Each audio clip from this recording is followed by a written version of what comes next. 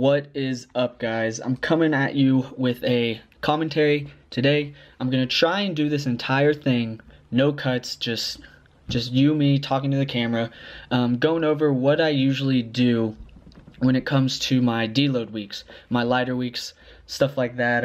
Kind of the exercise I'm doing to not really tax the body as much. So like we're not going for high reps or anything. We're just we're gonna knock out all the low reps, but we're gonna be working on stuff too. So like for my leg day example we're looking at here, I decided to go with box squats. So I did everything the same way I would do a normal leg day, just when I got to my working sets, instead of doing regular low bar, we switched it up to these box squats right here. We tried to keep the weight pretty straightforward. I think we worked with 135 for some warm-ups, moved into 185, and then after that we 185, 225, and then 245. What I really like about these is since you're sitting down on the bench, it takes all the stress out of your hips. So it gives them more rest, which is really what gets sore for me.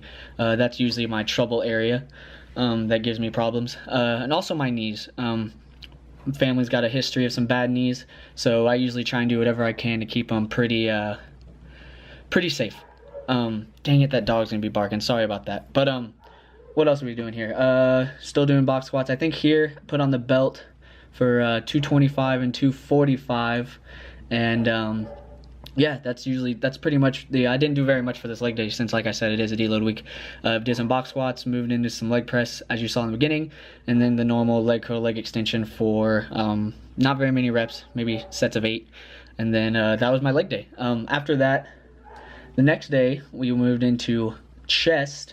Actually, I think this wasn't a we day. I think this was a just me day.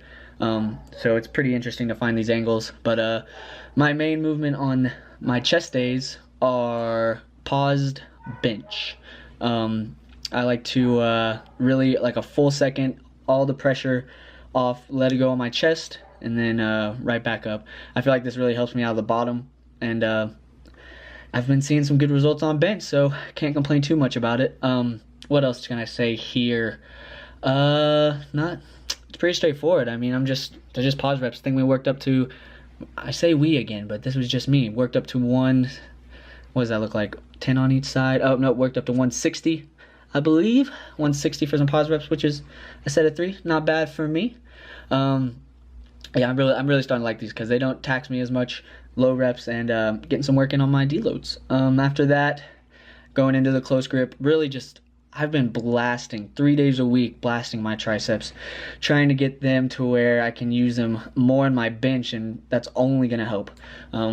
Yeah, they always say help get a bigger bench, you need big arms, so I've been trying my best to make that happen. I don't know why that's in here, but after that we moved on some hammer. I posted on Instagram that I like this because it takes all the pressure off of my all my stabilizers, so giving them a break, don't really have to worry about it as much.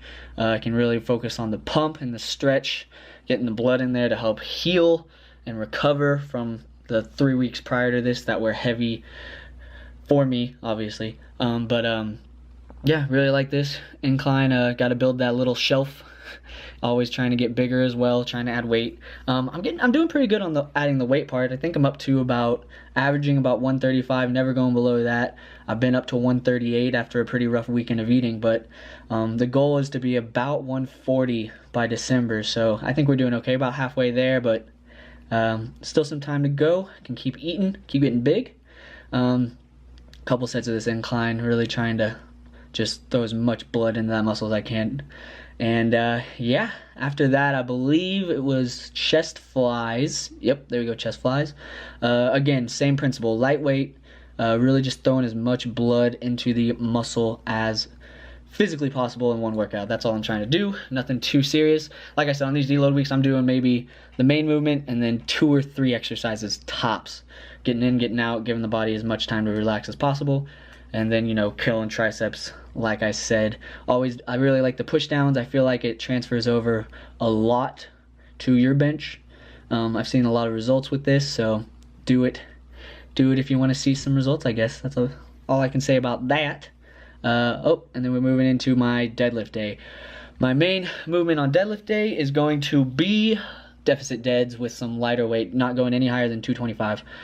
Really trying to keep it nice, easy, and really working on form. Even though we're on the deficit, we're still trying to keep everything the same as if we're pulling from the ground. It's only going to help us in the long run. I think I'm standing on a 25 pound bumper plate, so not the world's largest deficit, but it's getting the job done. I saw a comment on Instagram that brought some attention to the width in my feet. In here, I'm not seeing it as much, but on the comment that it was, I did see that I was very close, and I could almost see like my ankles were caving. So after I got back from the gym today, I had like today I'm recording this. It's like, I don't know, October 11th, I believe. I really focused on keeping about a shoulder width apart, and it did feel a lot better. I'm not gonna lie, it did feel a lot better. So thank you to that guy for bringing that to my attention. Here's a nice little side angle of the bar path, which I've never really done before, so this was actually kind of cool to see. You also get a nice little view of the entire gym. I feel like that's pretty straight up and down, if I do say so myself.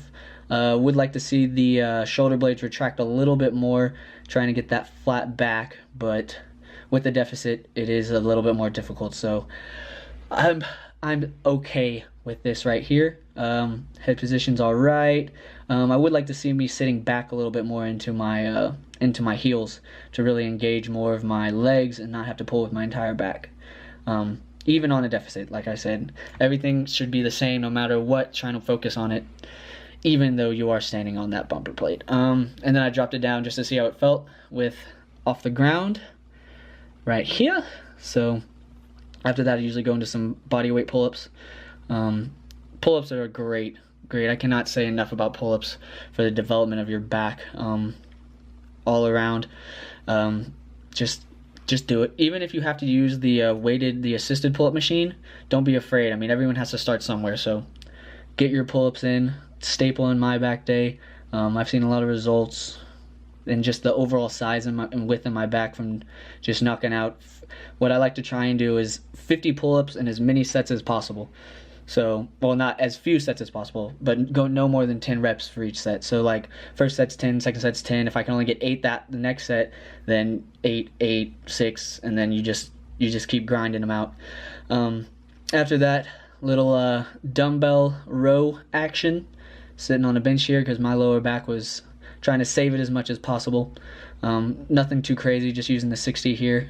Again, blood flow, essential for the recovery process, so that's all we're working on. Right here, pulling with the elbow, and ooh, that's the end of this video. So thank you guys, and I will see y'all next time.